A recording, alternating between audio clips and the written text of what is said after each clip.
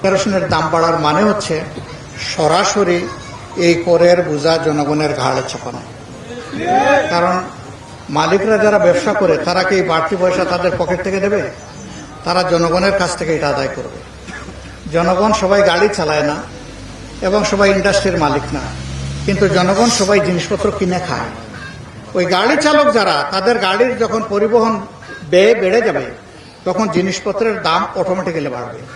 অতএব ফকির থেকে আমির, ধনী থেকে গরিব, শিশু থেকে বৃদ্ধ, এই করের যন্ত্রণা সবার গাড়ি চাপতেছে। একটু দরদ নিয়ে চিন্তা করার দরকার ছিল।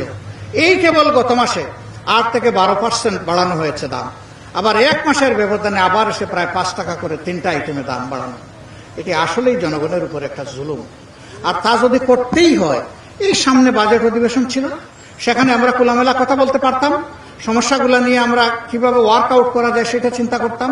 এবং বিগত অধিবেশনে একটা কমিটি গঠন করা হয়েছে জ্বালানি ক্রাইসিস মোকাবিলার জন্য, সেই কমিটিতেও বিষয়টা আলোচনা করা যেত।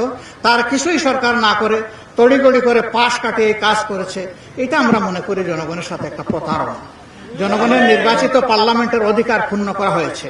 সেখানে আলাপ করে এটা করলে তখন জনগণও বুঝতো তার কতটুকু করা দরকার। আর আলাপ যখন হতো তখন ন্যায্য কথা সেখানে আলোচনা হতো।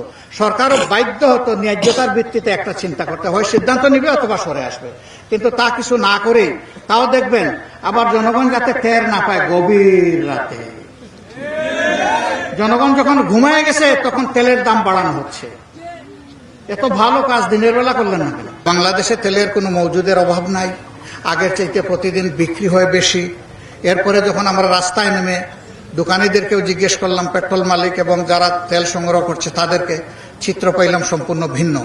সংসদে যখন চেপে ধরলাম তখন তারা স্বীকার করতে বাধ্য হলেন যে তেলের ক্রাইসিস আছে।